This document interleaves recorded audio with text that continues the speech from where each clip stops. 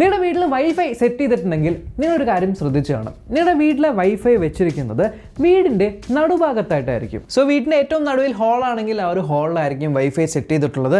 അവിടെ വെച്ച് നിങ്ങൾ സ്പീഡ് ടെസ്റ്റ് ഒക്കെ ചെയ്യുമ്പോൾ അപാര സ്പീഡൊക്കെ നിങ്ങൾക്ക് കിട്ടും. പക്ഷേ നിങ്ങളുടെ ഹോളിൽ നിന്ന് നിങ്ങൾ ബെഡ്റൂമിലേക്കോ കിച്ചണിലേക്കോ മാറിയിട്ട് അവിടെ നോക്കുമ്പോൾ റേഞ്ചും തീരെ കുറവായിരിക്കും, സ്പീഡും തീരെ കുറവായിരിക്കും.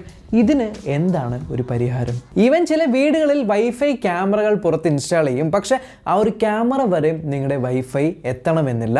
അതുകൊണ്ട് തന്നെ അത് വർക്ക് ചെയ്യാറില്ല, അല്ലെങ്കിൽ ഡിസ്കണക്റ്റ് ആയി പോകുന്നു. അങ്ങനത്തെ പ്രശ്നങ്ങളെല്ലാം വരും. ഇന്നത്തെ വീഡിയോയിൽ നമ്മൾ പരിചയപ്പെടാൻ പോകുന്നത് വളരെ ബഡ്ജറ്റ് ഫ്രണ്ട്ലി ആയിട്ടുള്ള എന്നാൽ ഈ ഒരു പ്രശ്നത്തിൻ്റെ പരിഹാരമാണ്.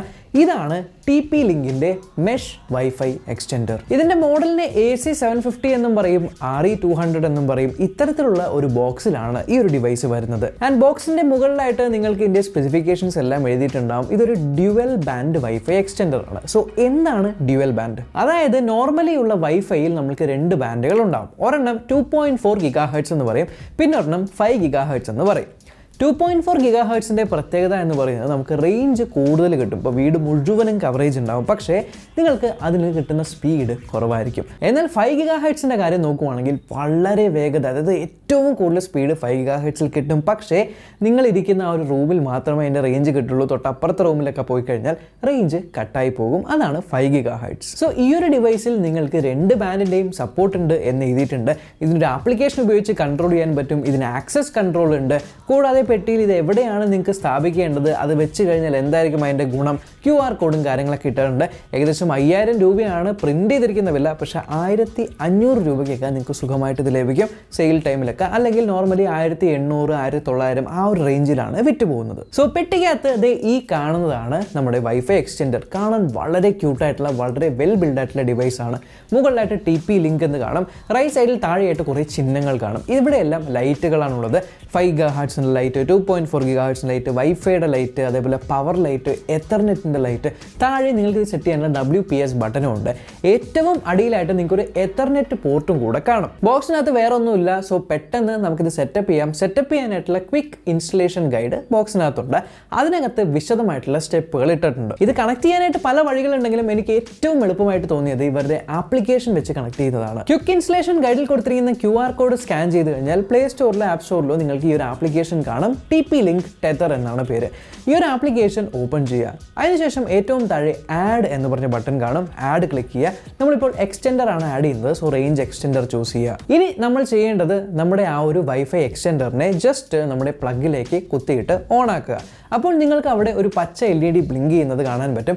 ആ ഒരു LED കോൺസ്റ്റന്റ് ആയിട്ട് കത്തി നിൽക്കുന്നത് വരെ വെയിറ്റ് ചെയ്യുക. ഏകദേശം 1-2 മിനിറ്റ് എടുക്കും. അങ്ങനെ കോൺസ്റ്റന്റ് ആയിട്ട് കത്തി നിന്ന ശേഷം വീണ്ടും ആപ്ലിക്കേഷനിലേക്ക് വന്നിട്ട് ഇത് സോളിഡ് ആയിട്ടും ഓൺ ആയിട്ടുണ്ട് എന്നുള്ള ബട്ടൺ ക്ലിക്ക് ചെയ്യുക. അതിനുശേഷം ആപ്ലിക്കേഷൻ സ്കാനിങ് തുടങ്ങും. ഈ ഡിവൈസ് ഫൗണ്ട് ആയ ഉടനെ തന്നെ ഇതിലേക്ക് കണക്ട് ചെയ്യണോ എന്നുള്ളൊരു പ്രോംപ്റ്റ് വരും. അവിടെ കണക്ട് കൊടുക്കുക. അപ്പോൾ നിങ്ങളുടെ ഡിവൈസിന് വേണ്ട ഒരു ലോക്കൽ പാസ്വേഡ് സെറ്റ് ചെയ്യാനായിട്ട് പറയും. ആ ഒരു ലോക്കൽ പാസ്വേഡ് ഇന്റർനെറ്റ് പാസ്വേഡ് അല്ല, നിങ്ങൾക്ക് ഇഷ്ടമുള്ള ഒരു പാസ്വേഡ് അവിടെ കൊടുക്കാവുന്നതാണ്. ഇനി അടുത്ത സ്ക്രീനിൽ പോകുമ്പോൾ ഏറ്റവും ആദ്യം നിങ്ങളോട് പറയുന്നത് ഓൾറെഡി നിങ്ങളുടെ വീട്ടിലുള്ള വൈഫൈയിൽ 2.4 GHz ഉണ്ടെങ്കിൽ ആ ഒരു നെറ്റ്വർക്കിലേക്ക് ഇതിനെ കണക്ട് ചെയ്യൂ എന്നാണ് പറയുന്നത്. സോ അവിടെ നിങ്ങൾ ആ ഒരു നെറ്റ്വർക്ക് ചൂസ് ചെയ്യണം. ആ നെറ്റ്വർക്കിൻ്റെ പാസ്വേഡ് എന്താണോ അത് അവിടെ അടിച്ചു കൊടുക്കുക. അതിനുശേഷം നെക്സ്റ്റ് കൊടുക്കുക. അടുത്ത സ്ക്രീനിൽ നിങ്ങളുടെ വീട്ടിൽ 5 GHz കൂടെ സപ്പോർട്ട് ചെയ്യുന്ന ഒരു റൗട്ടറാണ് എന്നുണ്ടെങ്കിൽ 5 GHzന്റെ ബാൻഡ് ഏതാണ് എന്നുള്ളതിൻ്റെ പേര് ചൂസ് ചെയ്യുക. അതിൻ്റെ പാസ്വേഡ് വേറെയാണെങ്കിൽ ആ ഒരു പാസ്വേഡ് അടിച്ചു കൊടുക്കുക എന്നുള്ളതാണ്. അതിനുശേഷം വീണ്ടും നെക്സ്റ്റ് കൊടുക്കുക. ഇനി നിങ്ങളോട് ഡീറ്റെയിൽസ് എല്ലാം കൺഫേം ചെയ്യും. നിങ്ങൾക്ക് ഓൾറെഡി കാണാം നിങ്ങളുടെ വീട്ടിലെ വൈഫൈയുടെ പേര് എന്തായിരുന്നു, അതിൻ്റെ കൂടെ തന്നെ EXT എന്ന് പറഞ്ഞൊരു വാക്ക് ആഡ് ചെയ്തിട്ടായിരിക്കും പുതിയ വൈഫൈയുടെ പേര് വരുന്നത്. നിങ്ങൾക്ക് ആ ഒരു പേര് വേണമെങ്കിൽ ജസ്റ്റ് സൈഡിൽ കാണുന്ന പെൻസിൽ ബട്ടൺ ക്ലിക്ക് ചെയ്ത് എഡിറ്റ് ചെയ്യാം. അത് തന്നെ മതിയെങ്കിൽ ഓക്കെ, താഴെ ഏറ്റവും താഴെയുള്ള അപ്ലൈ കൊടുക്കുക. ഇനി നിങ്ങളൊന്ന് സാവകാശം വെയിറ്റ് ചെയ്യുക. ഏകദേശം 2 മിനിറ്റോളം ടൈം എടുക്കുന്നതായിരിക്കും. അപ്പോൾ ആ ഒരു സമയം പ്ലഗിൽ കുത്തിയിരിക്കുന്ന ആ ഒരു റൗട്ടറിലേക്ക് ഒന്ന് ശ്രദ്ധിക്കുക. ഏകദേശം 2 മിനിറ്റ് കഴിയുമ്പോഴേക്കും ആ ഒരു പ്ലഗിൽ കുത്തിയ എക്സ്റ്റെൻഡറിൽ എല്ലാ ലൈറ്റുകളും കത്തുന്നതായിരിക്കും. എല്ലാം പച്ചയാണ് കത്തുന്നത് എന്ന് ഉറപ്പുവരുത്തുക. പച്ചയാണ് കത്തുന്നതെങ്കിൽ ഈ ഒരു ലൊക്കേഷൻ ഓക്കെയാണ് എന്ന ആപ്ലിക്കേഷനിലും കൊടുക്കുക. ഇൻ കേസ് വൈഫൈ സിമ്പിളിൽ അവിടെ ചുവപ്പാണ് കത്തുന്നതെങ്കിൽ നിങ്ങളുടെ വൈഫൈ റൂട്ടറിൽ നിന്നും വളരെ ദൂരെയാണ് അത് എക്സ്റ്റെൻഡ് ചെയ്യാൻ പറ്റുന്നൊരു കപ്പാസിറ്റിയിലല്ല എന്നാണ് ഉദ്ദേശിക്കുന്നത്. സോ കുറച്ചുകൂടി അടുത്ത ഏതെങ്കിലും ഒരു പ്ലഗ് പോയിന്റ് ഉണ്ടെങ്കിൽ അവിടെ കൊണ്ടുപോയി കുത്തി ഓൺ ആക്കുക. ഓക്കെ, സോ ഇനിഷ്യൽ സെറ്റപ്പ് പരിപാടിയെല്ലാം കഴിഞ്ഞു. ഇനി നമ്മൾക്ക് ഇതിന് സ്പീഡ് ഉണ്ടോ റേഞ്ച് ഉണ്ടോ എന്ന് ടെസ്റ്റ് ചെയ്യാം. ജസ്റ്റ് നിങ്ങളുടെ വൈഫൈ ഓൺ ആക്കി കഴിഞ്ഞാൽ അവിടെ സ്കാനിങ്ങിന്റെ സ്ഥലത്ത് നിങ്ങൾക്ക് ഈ പുതിയ 2 വൈഫൈ നെറ്റ്വർക്കുകൾ കാണാനായിട്ട് ചെയ്യാനായിട്ട് പറ്റും. സോ ഞാനിപ്പോൾ എൻ്റെ വീട്ടിലെ തന്നെ ഏറ്റവും റേഞ്ച് കുറഞ്ഞൊരു മുറിയിലേക്ക് പോവുകയാണ്, ബെഡ്റൂമിലാണ്. ആൻഡ് ബെഡ്റൂമിൽ ഇപ്പോൾ ഞാൻ കണക്ട് ചെയ്തിരിക്കുന്നത് ഡീഫോൾട്ടായിട്ട് എൻ്റെ ഹാളിലിരിക്കുന്ന 5 GHz നെറ്റ്വർക്കിലാണ്. ആൻഡ് ഇവിടെ നിങ്ങൾക്ക് കാണാൻ പറ്റും ഈ നെറ്റ്വർക്ക് കണക്ട് ചെയ്യുമ്പോൾ തന്നെ പുവർ കണക്ഷൻ എന്ന് കാണിക്കുന്നുണ്ട്. ആൻഡ് സ്പീഡ് ടെസ്റ്റ് ചെയ്യുമ്പോൾ വളരെ പരിതാപകരമായിട്ടുള്ള സ്പീഡ്സ് ആണ് കിട്ടുന്നത്. റേഞ്ചും നിങ്ങൾക്ക് കാണാൻ പറ്റും കുറഞ്ഞും കൂടിയൊക്കെ വരുന്നുണ്ട്. സോ ഇത്രയും സ്പീഡ് കുറവുള്ള ഈ ഒരു നെറ്റ്വർക്കിൻ്റെ സ്പീഡ് കൂടുമോ എന്നറിയാനായിട്ട് ഇനി നമ്മുടെ വൈഫൈ എക്സ്റ്റെൻഡർ അതേ റൂമിലുള്ള പ്ലഗിൽ കുത്തി നമ്മൾ ഓണാക്കുവാണ്. ഓണാക്കിയ ശേഷം എല്ലാ ലൈറ്റും കത്തി ഇനി നമ്മൾക്ക് ഒന്നും കൂടി വൈഫൈ ഓണാക്കി ഈ പുതിയ നെറ്റ്വർക്കിലെ 5 GHz കണക്ട് ചെയ്യാം. സോ ഇപ്പോൾ കണക്റ്റഡ് ആണ്. ഇനി നമ്മൾക്ക് ഒന്ന് സ്പീഡ് ടെസ്റ്റ് ചെയ്ത് നോക്കാം. ആൻഡ് നിങ്ങൾക്കിവിടെ നിങ്ങളുടെ മുന്നിൽ കാണാനായിട്ട് പറ്റും എത്രത്തോളം സിഗ്നിഫിക്കൻ്റ് ആയിട്ടുള്ളൊരു ഡിഫറൻസ് ആണ് ഇപ്പോൾ ഇവിടെ വന്നിരിക്കുന്നതെന്ന്.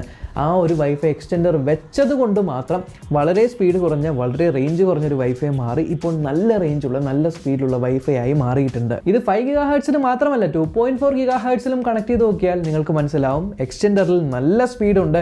പക്ഷേ നോർമലി ആ ഒരു ഹാളിലുള്ള നെറ്റ്വർക്കിൽ കണക്ട് ചെയ്യുമ്പോൾ സ്പീഡ് വളരെ കുറവാണ് എന്നുള്ളത്. ഇതൊരു ഓൾ ഔട്ടിൻ്റെയൊക്കെ സൈസിലാണുള്ളത് എന്നുള്ളതുകൊണ്ട് നിങ്ങൾക്ക് വേറെ മുറിയിലേക്ക് പോകണമെങ്കിൽ അവിടെ മാറ്റാനും വളരെ എളുപ്പമാണ്. അവിടെയുള്ള പ്ലഗ് പോയിന്റിൽ ജസ്റ്റ് കുത്തിയാൽ മാത്രം മതി. ഇത് പ്രത്യേകിച്ചും നിങ്ങൾക്കൊരു കാര്യം ചെയ്യാവുന്നത്, ഇപ്പോൾ ചില സ്ഥലങ്ങളിലൊക്കെ പോകുമ്പോൾ ഫ്രീ വൈഫൈ ലഭിക്കും, എന്നാൽ അതിൽ ഒരു ഡിവൈസ് മാത്രമേ കണക്ട് ചെയ്യാൻ പറ്റുള്ളൂ എന്നൊക്കെ ഉണ്ടെങ്കിൽ അതിലേക്ക് നിങ്ങൾ ഈ ഒരു എക്സ്റ്റെൻഡർ കണക്ട് ചെയ്ത് വെക്കുകയാണെങ്കിൽ എക്സ്റ്റെൻഡറിലേക്ക് നിങ്ങൾക്ക് കൂടുതൽ ഡിവൈസുകൾ കണക്ട് ചെയ്ത് ഉപയോഗിക്കാനായിട്ട് പറ്റും. നല്ല സ്പീഡിൽ കിട്ടുകയും ചെയ്യും, നല്ല റേഞ്ച് കിട്ടുകയും ചെയ്യും. അങ്ങനെ നിങ്ങൾക്ക് സൂപ്പർ ഫാസ്റ്റ് വൈഫൈ ഏതൊരു സ്ഥലത്തും അവൈലബിൾ ആക്കി എടുക്കാനായിട്ട് പറ്റും. വളരെ യൂസ്ഫുൾ ആയിട്ടുള്ള ഗാഡ്ജറ്റാണ്. ഈ പ്രൊഡക്റ്റ് പർച്ചേസ് ചെയ്യാനുള്ള ഡീറ്റെയിൽസ് ഞാൻ ഇവിടെ യൂട്യൂബിൻ്റെ പ്രോഡക്റ്റ് ടാഗിംഗ് ലിസ്റ്റിൽ പ്രൊഡക്റ്റ് ടാഗ് ചെയ്ത് വെച്ചിട്ടുണ്ട്. അവിടെ നിന്ന് നിങ്ങൾക്ക് സെലക്ട് ചെയ്യാവുന്നതാണ്. കൂടുതൽ ഇൻഫോർമേറ്റീവ് വീഡിയോസിനായിട്ട് ചാനൽ സബ്സ്ക്രൈബ് ചെയ്യുക. തുടർന്ന് ബെൽ ഐക്കൺ ക്ലിക്ക് ചെയ്ത് ഓൺ നോട്ടിഫിക്കേഷൻ എനേബിൾ ചെയ്യാൻ മറക്കണം. നമ്മൾക്കിനി അടുത്ത വീഡിയോ കാണാം. ബൈ.